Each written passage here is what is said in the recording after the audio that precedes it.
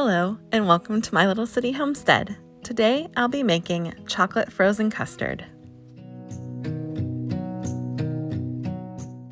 For this recipe, I will be using milk, heavy cream, cocoa, sugar, salt, eggs, vanilla, and semi-sweet chocolate chips. I was originally going to use the bigger of the two pots, but then I thought it's probably a good idea to use a non-stick. Here I am adding 1/2 cup of heavy whipping cream to my pot.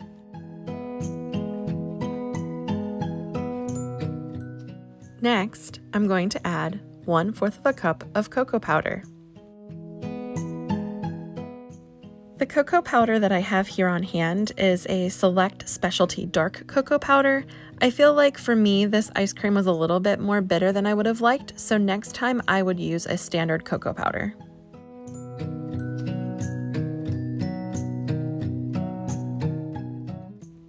I'm going to mix and heat the cream until it starts to thicken.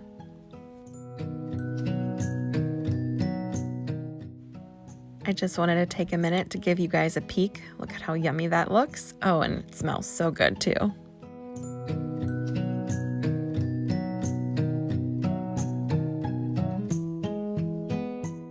Now that the cream has reached temperature, I'm going to add 1/4 cup of semi-sweet chocolate chips.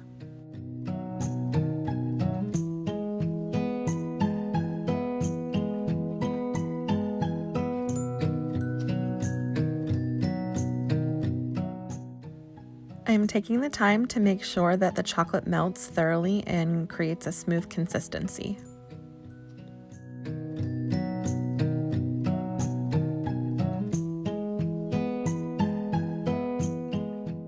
I am going to add the remaining 1/2 cup of heavy whipping cream and then mix thoroughly. I'm going to move this pot off of the burner and let it cool.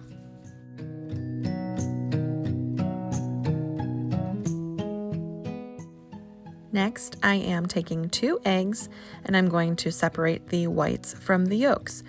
We will use the yolks for the custard portion.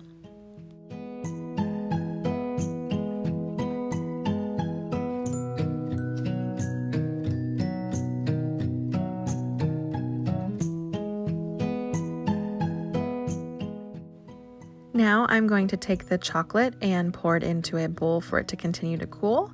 That way I can use the same pot to make the custard.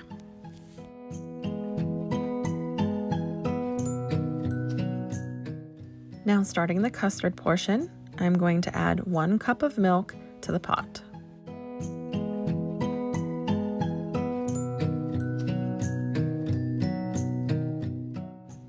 Now I am adding 1 cup of sugar to my milk, as well as just a pinch or 2 of salt.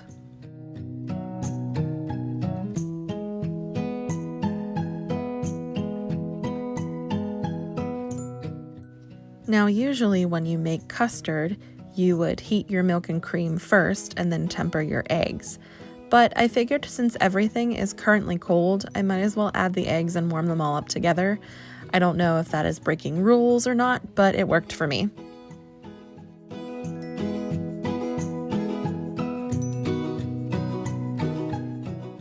And as you can see here, it worked for me. It thickened up nicely.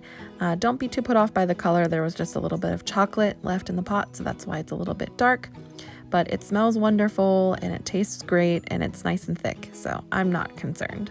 I'm gonna take the custard now and filter it through a fine mesh colander just to get out any little granulated bits from the heating process. It looks so good.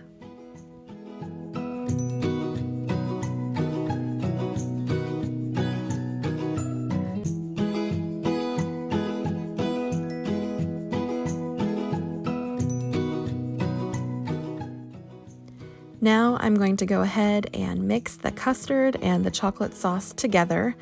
Oh my goodness, look at how beautiful that dark rich chocolate looks.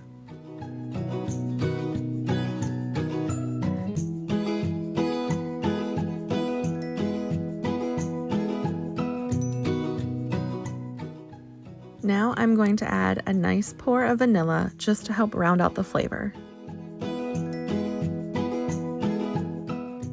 I know I said before it was a little bit more bitter than I expected, but it still tasted pretty good.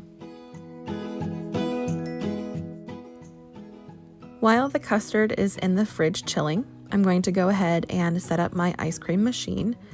I like setting it up early, that way I can get a jump on the chilling process. I can turn it on and let the chamber get cooled. I like doing this because it helps to make the ice cream process go quicker, and of course, the sooner we can get our ice cream, the better.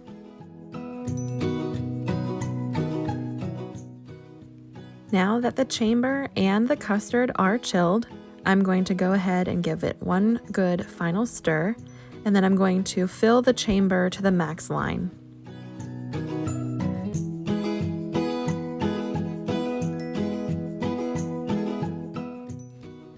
And it seems here like we have enough for 2 batches. My ice cream machine has 2 settings, a soft serve and a hard scoop. The hard scoop is colder, so I always put it on that setting. And some kitchen magic later, you can see how nice and thick this is getting as it turns in the machine.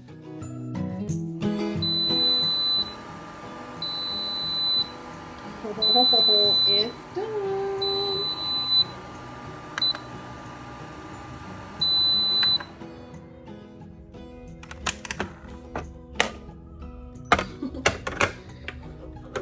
Oh my.